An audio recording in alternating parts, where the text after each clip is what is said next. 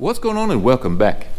So if you caught my last upload, we're still having issues with Project Stepchild with the cruise control not working, and we also had issue with not being able to connect to the bowler all-in-one harness after the initial connection or while the speed sensor is plugged in, which we should be able to do.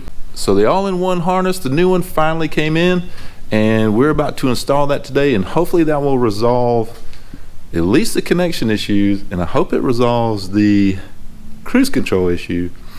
I don't know if they're related, I'm not quite sure, but we will find out. From what I've been told, it's not in the tune for the cruise control, so we'll see. Anyway, let's get going on this. It's cold out here. I want to get this done, and that way we can put some more miles on the car and get the transmission broke in, because we got lots of other things to do. Anyway, here we go. All right, so I got the harness pulled down from underneath the car. That wasn't too much fun, man. It's a little tight under there, but got it pulled down, and this is basically the connections here.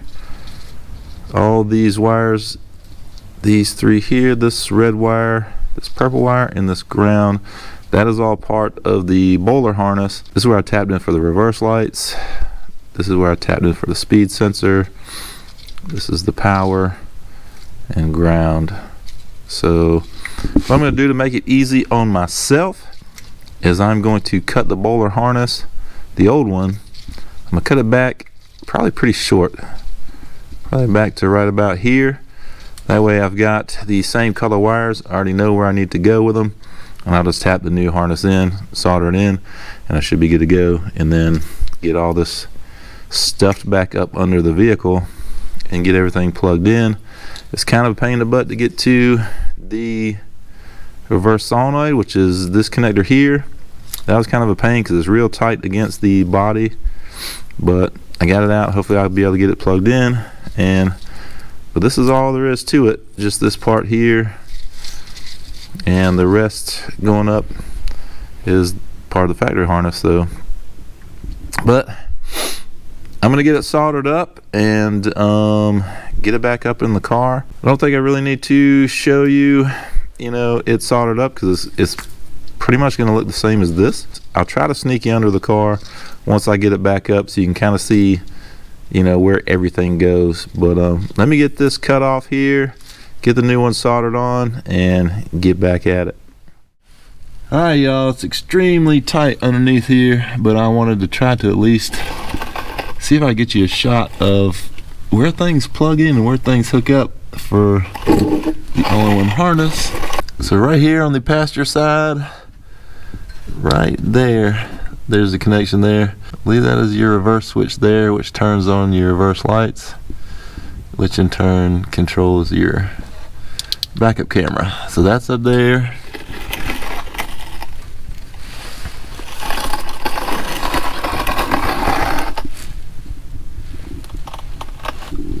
Over here, I'm not sure if you can see. I know there's not a lot of light under here. You probably can't see up in there, but there's a little box for the all-in-one harness, and right next to it is the speed sensor. I don't have a flashlight out here. I apologize for that. Maybe you can see up in there. We'll see. But the little box is up there, and the speed sensor's up there, and if you can see, just back there is the reverse lockout solenoid. I don't know if I can get you a better shot of that. Let me see. There's kind of a decent shot of it there. There it is. But that's the reverse lockout solenoid, and that is what keeps you from shifting to reverse unless you're going less than 1 mile an hour, is how I've got it set up. So that's it, man. We've got it hooked up, and it is extremely tight under here. Got all the wiring wrapped up and kind of tucked in, but we're good to go, and we're going to program it and make sure that we can still access the settings while the speed sensor is plugged in. So here we go. All right, so I wanted to show you guys how this works, how the app works. So basically, when you go into your phone, you're going to want to make sure you have the Bluetooth on and apparently the location. I haven't seen anywhere where it says to have that on, but in my case, I've had to have it on, so that's on. Now we're going to turn the car on. Let's go in here and give it some power. So now the car's got power, and then we can open up our app. So let's go into the all-in-one harness app. And as you saw, that popped up really quickly, but it connected to it. And then basically you have, this is a basic setup here. You're going to set your tire diameter, final drive ratio, your rear end, and there's your pulse count for your speed sensor. So that's the basic setup. And I believe once you're driving and everything, you'll be able to see current speed as you're moving. And we get out of that, and these are the reverse lockout settings. So basically mine is going to lock at 4 miles per hour.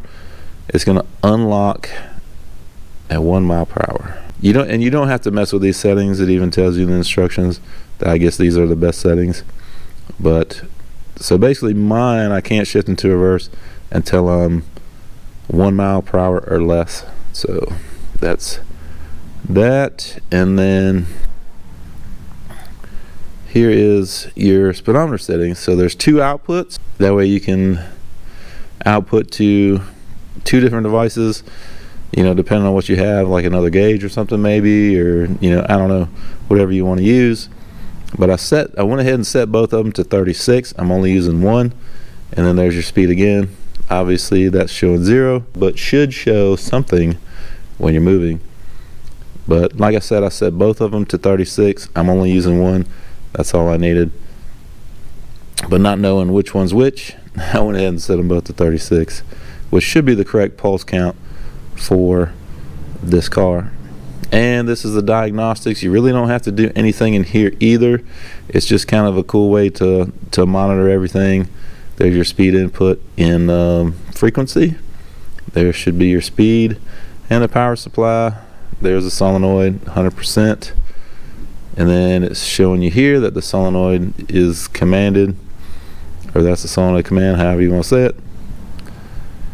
And these are your 2 speed outputs, which if we were moving, you would see the frequency. So that's kind of cool. That's all there is to it there.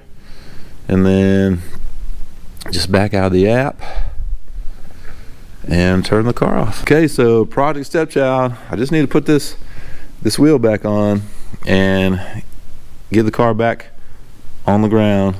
I did it to one side thinking it might be easier. It is not. It's still tight under there. But just need to get the car back on the ground. Had to do some sweeping up underneath, and then we should be good to go. Now, as far as I know, that is what was causing the issue with the cruise control. So just need to drive the car. It's kind of rainy today, so I doubt I'll take it out. Hopefully tomorrow I can take it out and drive it around and you know, make sure everything works correctly. But that was kind of the last thing that, you know, I had an issue with. So hopefully we're good. Hopefully we are fixed and we can move on to other things that need to be done with this car. But we're working through everything. Sometimes you run into this, you run into bugs, you run into little issues, but we're getting through them. No big deal. We got to keep moving forward. But anyway, that's going to do it for this video. Glad I got that done. Now I can send the old one off, get my money back for that. And it looked like the one that I had in there was an older version. It definitely looked different. They were different.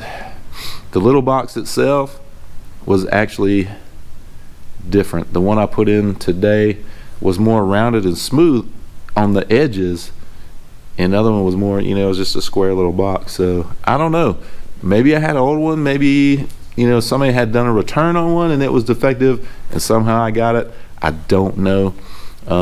But now we got to change it out. Now it works. It's working now. What I showed you a little bit ago was me connecting through the app with the speed sensor hooked up, and that was the problem we were having before. It would not work with the speed sensor hooked up, only with it disconnected. So the first time you go into the settings, it has to be disconnected. Then you back out of the app, turn the power off, plug the sensor back in, and then anytime after that you should be able to get into the all-in-one harness and change the settings or check the settings. So I think we're good, and we just need to check that cruise control. As long as that works, man, I'm happy with that, and then we can move on to other things. But anyway, that's gonna wrap it up for today. Hope you liked this video. If you did, hit the like button. If you haven't subscribed, please do so. We got some really cool stuff coming, and we'll see you on the next one.